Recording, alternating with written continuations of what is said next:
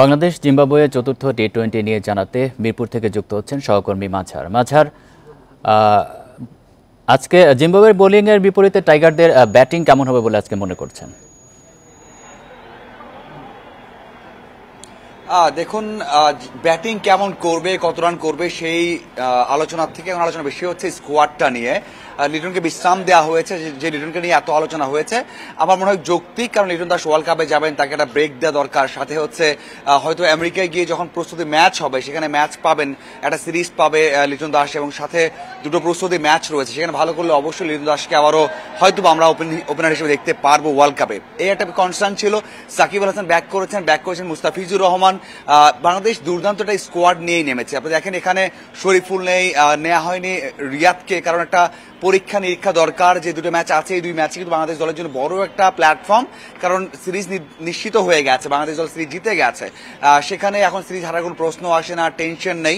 সেখানে ওয়ার্ল্ড কাপে যারা খেলবে এবং সেখানে কারা ভালো করবে, কাদের উপর বেশি গুরুত্ব থাকবে, তাদেরকে নিয়েই কিন্তু বেশি এখন গুরুত্ব দেওয়া হচ্ছে, এবং তারা কেমন করে সেটাই বড় বিষয়। এবং মুস্তাফিজকে আইপিএল থেকে আনা হয়েছে যেন এখানে দলের সাথে ভালো কম্বিনেশন তৈরি করতে পারেন, এবং সেটা কি করতে পারেন, কতটুকু করতে পারেন সেটা দেখার অপেক্ষা। আপনি যেটা বলছেন যে ব্যাটিং কেমন করতে পারে, মিরপুরে অবশ্যই উইকেট নিয়ে কনসার্ন থাকে, কারণ এখানে প্রথম 3 থেকে 4 ওভার হয়তো বা খুব ভালো চলে বা ভালো ব্যাট করা যায়, কিন্তু পরের দিকে একটু কষ্টকর হয়ে যায়। আজকে কেমন উইকেট হয় সেটা দেখার অপেক্ষা, কারণ অনেকদিন পরেই খেলা হচ্ছে এখানে, ইন্টারন্যাশনাল ম্যাচ হিসেবে টি-20 ম্যাচ খেলা হচ্ছে এখানে, এবং সেই জন্য প্রথম কিছু ওভার অবশ্যই দেখতে হবে। এরপরে হয়তো বোঝা যাবে যে বাংলাদেশ দল এই মাঠে 180 অথবা 200 রানের টার্গেট নেবে নাকি 160 রানের টার্গেট নিয়ে খেলবে, সেটা হয়তো।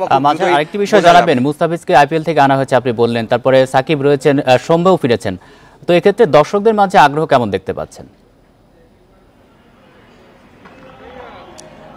এটা আসলেই অনেক আগ্রহ দেখতে পাচ্ছি। যেমনটা বলা হচ্ছিল বা জানা যাচ্ছিল যে জিম্বাবুয়ের এগেনস্টে ম্যাচ বাংলাদেশ দল অনেক আগেই সিরিজ নিশ্চিত করে ফেলেছে। আমি সকাল দিকেও কথা হচ্ছিল যাদের সাথে বা বিসিবিতে যারা আছেন বা টিকিট সংশ্লিষ্ট যারা রয়েছেন তাদের কাছ থেকে খবর পাচ্ছিলাম যে টিকিট করে সেল হয়নি, খুব একটা দর্শক হবে না। কিন্তু এখন আমরা যে মাঠে এসেছি, আপনি হয়তো গ্যালারি দেখেছেন, দেখলে বুঝতে পারবেন যে ফ্রাইডে ছুটির দিন আছে, অনেকেই এসেছেন খেলা দেখতে, এখনো আসছেন, আমার পেছনে নিশ্চিতভাবেই দেখতে পাচ্ছেন। তো সেই দিক থেকে বলতে হয় যেটা আশা করা হয়েছে তার থেকে অনেক বেশি দর্শক হয়েছে, এবং সময়ের সাথে হয়তো আরো আধা ঘন্টার মধ্যে আমরা দেখতে পারবো যে গ্যালারি প্রায় 80 থেকে 90% অবশ্যই গ্যালারি ভরে যাবে, এবং এই ম্যাচটা জিতে দর্শক আশা করছে যে খুব আনন্দ নিয়ে বেরোতে পারবে স্টেডিয়াম থেকে।